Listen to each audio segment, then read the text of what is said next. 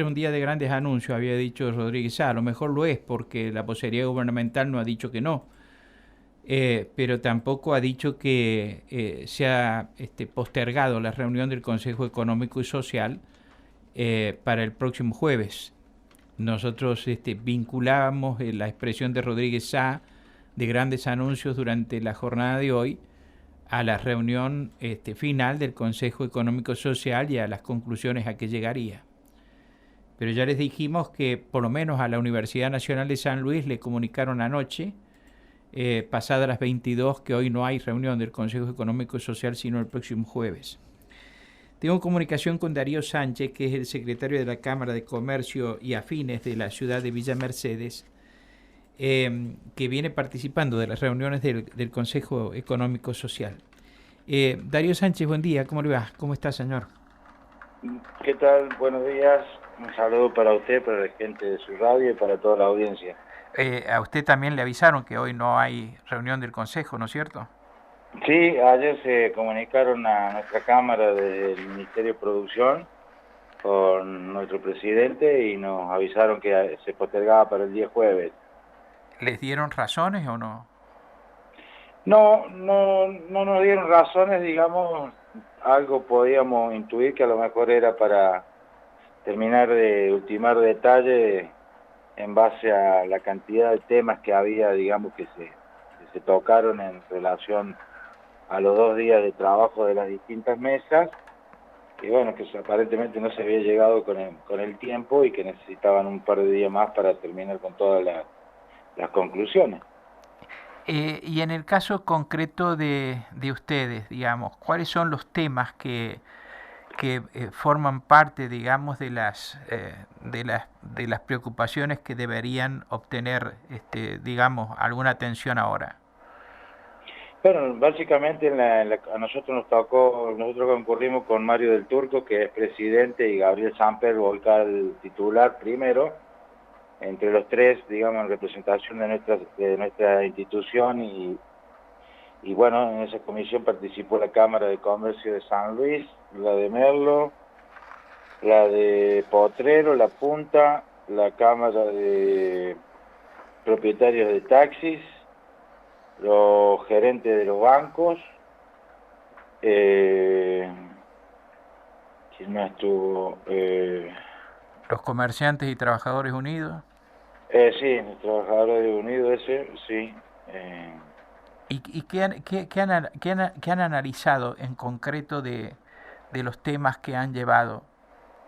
Bueno, hubo mucha coincidencia en muchos temas en cuanto que cuando se hizo la presentación de los documentos de las distintas peticiones que hacían los distintos sectores, hay muchos, digamos, reclamos en común, eh, sobre todo con el tema de la realidad de la crisis económica y social que está soportando la provincia a causa de esto de la pandemia. Y bueno, pero no solamente hemos hecho diagnóstico en cuanto a, a cuáles son los problemas, sino también dejarle en muchos casos la solución para lo mismo. Bueno, básicamente todo ronda en... El primer gran tema que se trató es de que de alguna forma busquemos cuál es la matriz productiva de cada sector de la provincia para poder empezar a trabajar en lo que sea la producción local. O sea, esto quiere decir que cada departamento de la provincia podamos saber cuál es la matriz de ese lugar para empezar a potenciarla, para empezar a trabajar sobre ese tema y que de esa manera se produzca un desarrollo económico en cada lugar de la provincia. Ese fue un tema en general al cual se llegó, estábamos todos de acuerdo, digamos, y fue un tema que todos los habíamos planteado. Bueno, después básicamente es el tema de los anuncios de la ayuda financiera para los distintos sectores, cómo debían implementarse y dirigidos a quién. Nosotros como institución, en el que más nosotros hemos hecho hincapié, en la necesidad de que de alguna manera se ayude al comercio, sobre todo mediano y pequeño, y la mediana y pequeña pyme, es en relación de poder recuperar capital de trabajo. Durante la pandemia, el comercio y la pyme, lamentablemente, tuvo que quemar su capital de trabajo para poder subsistir, para poder cumplir con alguna que otra obligación que haya tenido. Entonces eso hoy, una vez que hay una apertura ya digamos en forma masiva, dificulta su normal funcionamiento porque obviamente ha achicado su capital de trabajo. Ajá. En ese sentido, bueno, las autoridades del Ministerio de Producción, en este caso que nos tocó en la mesa a nosotros, dijeron que ese tema iba a estar tenido en cuenta y bueno, esperemos que, por ejemplo, uno de los puntos sería ese de lo que planteamos nosotros. Esto no se lograría con los créditos blandos que ha propuesto el gobierno ahora. Y nosotros no vemos que en realidad cuando nosotros lo planteamos, cuando nos enteramos cómo era el formato del otorgamiento de los créditos, nosotros no notábamos que estuviera contemplado eso, que es inclusive algo que ya lo habíamos presentado hace aproximadamente más de 3 meses en el Ministerio de Producción. De todos modos nos manifestaron que nos quedáramos tranquilos en el sentido de que, si bien a lo mejor no estaba escrito en ese momento, pero que iba a ser contemplado a la hora del comerciante inscribirse, existir la posibilidad de la reposición de capital de trabajo. ¿Qué características debería tener una asistencia para que ustedes puedan recomponer el capital de trabajo? Te voy a dar un ejemplo, por ejemplo, en la parte textil. Cuando en los momentos más duros de la pandemia, muchos comercios textiles, como bien te decía recién, que se tuvieron que de alguna forma reinventar con la modalidad online o la modalidad electrónica, ¿no es cierto?, de venta y demás, más allá que pudo haber suplido más o menos ese formato un 20% de la facturación de lo que hace a un comercio, lo que es muy bajo, ¿no es cierto?, porque no permite, con esos montos no permite ni siquiera salvar los costos fijos y demás. Entonces ahí es lo que yo te hacía mención, que muchas pymes y muchos comercios debieron desprenderse de mala forma de su capital de trabajo. Entonces en ese caso ese crédito que se solicite debe ser orientado, por ejemplo, para que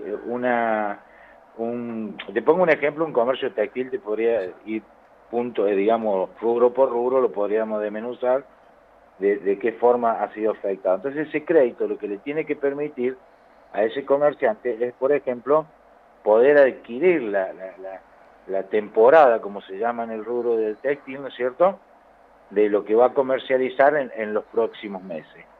En muchos casos, muchos comerciantes, aparte digamos, de haber tenido que malentregar ese capital de trabajo, no han tenido posibilidad ni siquiera de reponer una décima parte de eso. Entonces hoy se encuentra totalmente, digamos, condicionado porque no cuenta con las posibilidades concretas de poder adquirirla. Pues sabes que en el rubro textil la temporada se adquiere con unos cuantos meses de anticipación. Claro, claro. Entonces, aparte de todo eso, también la pandemia afectó en gran forma es la cadena de pago, ¿no es cierto? La cadena de pago porque al no generar se vieron los comerciantes interrumpido la continuidad de sus obligaciones. Obviamente que eso el comerciante no lo ha hecho de mala fe, ni porque esté en su ADN, ni mucho menos, sino simplemente que la situación integrante del momento le imposibilitó cumplir con esos compromisos. Yo estoy equivocado o ese es el problema principal, digamos por los testimonios que hemos tenido, incluso aquí en el programa o en conversaciones personales con los comerciantes, cuando me hablaban precisamente de que por las dificultades financieras, la falta de movimiento económico, se habían quedado sin reponer mercadería y entonces se estaban quedando sin la variedad de ofertas que torna, digamos, atractivo para el cliente el comercio. Exacto. Sí, es tal cual lo que vos estás diciendo, eso. nosotros ya lo veníamos planteando hace meses a esto, y yo creo que es una parte fundamental e importante para que la continuidad del comercio siga con sus puertas abiertas. ¿Y qué dijeron, por Esperemos que ejemplo, este los reclamo sea representantes bancarios entendido. ante esta situación? ¿Cómo? ¿Qué dijeron los representantes bancarios ante esta situación? Bueno, todos sabemos, ¿no es cierto?, el sector bancario a qué es lo que responde o qué obedece en estos casos, ¿no es cierto? Nosotros, digo nosotros como institución y todas las instituciones que participamos en su momento cuando la pandemia estaba en sus puntos más álgidos, siempre solicitamos la presencia del sector financiero sentado en una mesa a ver de qué manera podían colaborar con la situación del comercio y las pymes, y bueno, nunca se logró eso. Claro. Yo creo que de antemano todos sabemos, eh, bueno, sabemos a qué se dedica, ¿no es cierto?, el sector financiero, y bueno, no se sentaron a esa mesa a ver de qué manera podían colaborar. Con esto no quiero decir ni que esté bien ni que esté mal, sino simplemente hago una descripción de la realidad por la que, digamos, lo que ha pasado en el sector comercial, pyme industrial, y con respecto a la actitud que ha tenido el banco. Ahora, Eh, ¿la situación financiera es la más delicada del sector? Sí, ¿no? ¿Cómo no te entiendo la pregunta? Sí, sí, porque cuando comenzamos a hablar, mencionó usted que la ayuda financiera era uno de los puntos principales que habían planteado como una cuestión común del sector de las distintas cámaras que aglutinan a los comerciantes. Y ahí Sí, sí. hablamos después inmediatamente del tema de la recuperación del capital de trabajo. Lo que quiero saber es si la situación financiera ahí es el punto más grave que tienen o si tienen otros problemas, como por ejemplo las cuestiones laborales.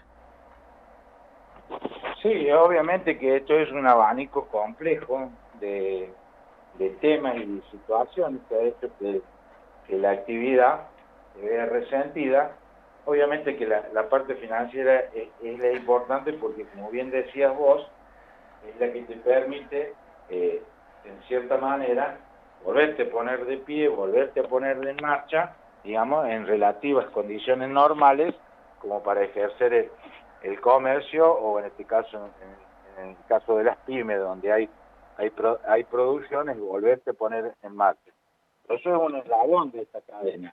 La otra parte, que bueno, si bien hay muchísimas medidas que se están tomando en cuanto para incentivar el consumo, por eso es que es importante que el comercio vuelva a recuperar esa parte de lo que estamos hablando para poder acompañar con esa parte de la reactivación del consumo, porque si vos reactivas el consumo, que en buena hora y bienvenido sea, pero el comercio abre sus puertas y no cuenta con ese capital de trabajo de rotación, que es el que le va a dar la rentabilidad, que es el que le va a permitir, en el caso de que tener empleado y demás, poder cumplir con esas obligaciones, o si en ese caso todas estas medidas apuntan a una reactivación y desde nuestro sector empecemos a generar fuentes de trabajo genuinas, eh, digamos, es un eslabón que va agarrado con el otro. Sí, claro, Por sí. eso que es importantísimo la parte de la parte financiera, la ayuda financiera,